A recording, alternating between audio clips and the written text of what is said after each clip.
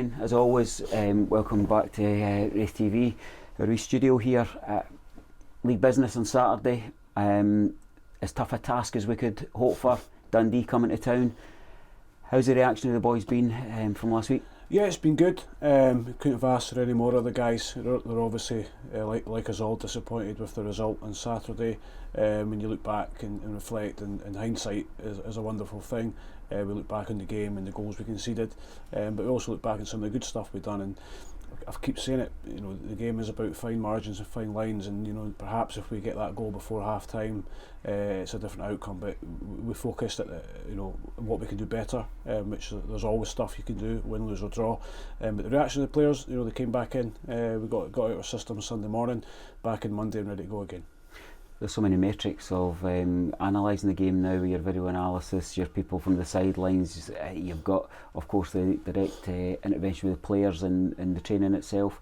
Is it across the mixture of all of these kind of formats? What's the body language and the reaction been? Yeah, of course you have. Obviously the naked eye is your first one, and sometimes you have to, wait and see what you look back on, on the visual stuff, and then you look back at more specifics within certain moments of the game, and that's where the game was won and lost in moments. It wasn't lost in 90 minutes. It was moments of 30 seconds, 40 seconds, two set plays.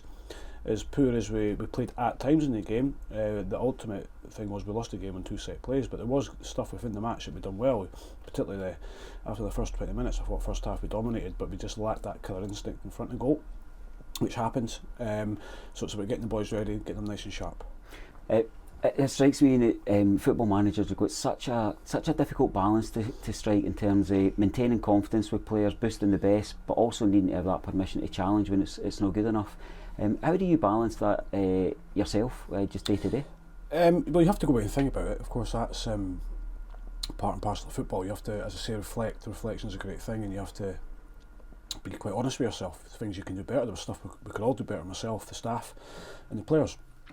But we can't dwell on it too long either. We understand there was mistakes within the game that ultimately cost us the game, and we have to be better than we were. That's what all good teams do. They keep moving. They keep going forward. They look back a little bit and see where they can improve.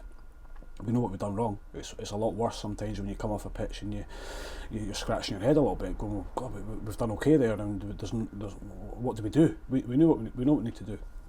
We need to be more aggressive, we need to communicate more, we need to demand more from each other, and that's fine. It takes a bit of time to do that, and personalities play a huge part in that as well. Not everybody is made like that, so we have to respect that as well.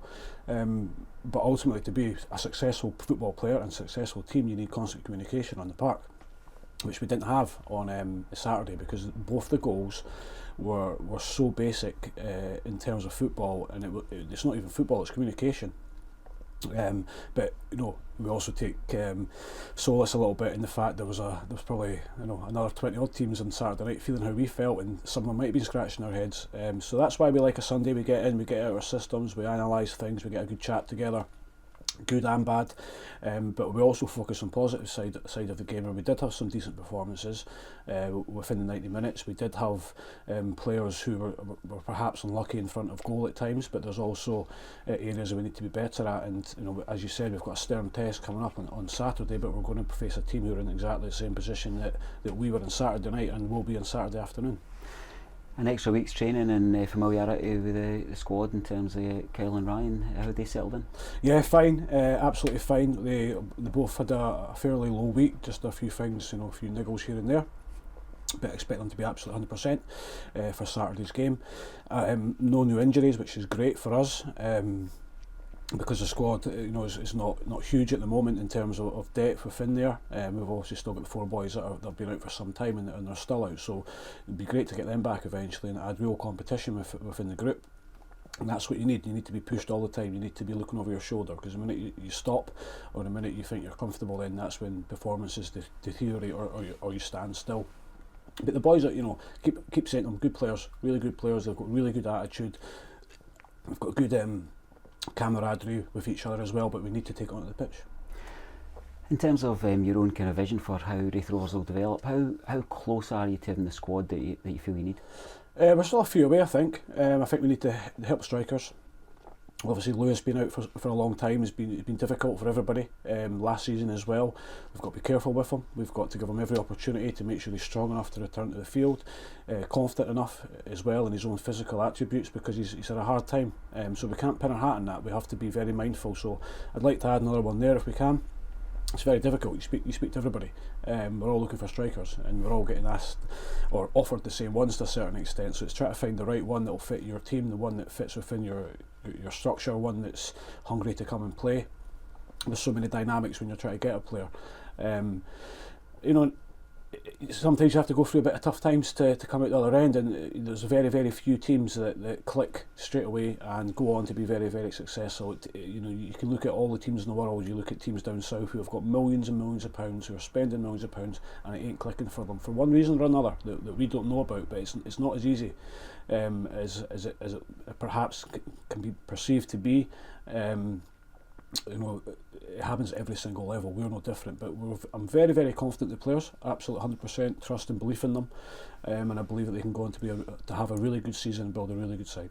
In terms of bodies coming in, maybe are we hinting that something might be on the horizon? Hopeful. We've been here before, but maybe he'll be back down tomorrow with a new face. We're very, very hopeful in that.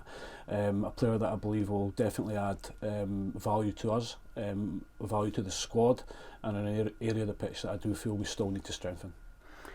I'll keep the engine ticking over on the car and maybe get down to see tomorrow if that works through. A home game, first home league game. I know we've had some Premier Sports games here, but the league brings a different dynamic. It brings a different energy to the crowd. How are you looking forward to that yourself? Yeah, really looking forward to it. You know, this is football. If you don't look forward to it, there's no point in being here. It's as simple as that. You don't want to go into games with you know, not wanting to do it or trepidation too much. You have to be excited. You have to be a little bit nervous to have that feeling in your stomach where it means a lot to you, and that's a good sign. But we are really looking forward to the game. It is a very, very hard game. We know that Dundee favourites for the league title, but we saw on Saturday there favourite tags and bookies odds and everything else on paper goes out the window. It's about 11 men going out against 11 men on Saturday, and being ready for the challenge, embracing the challenge. All I ask for the players, like I do every single week, is 100% effort, commitment and work rate. If it doesn't go our way, for whatever reason it doesn't go our way, but it won't be for the lack of trying. 100% effort and commitment. You hoping for the same for the South Stand?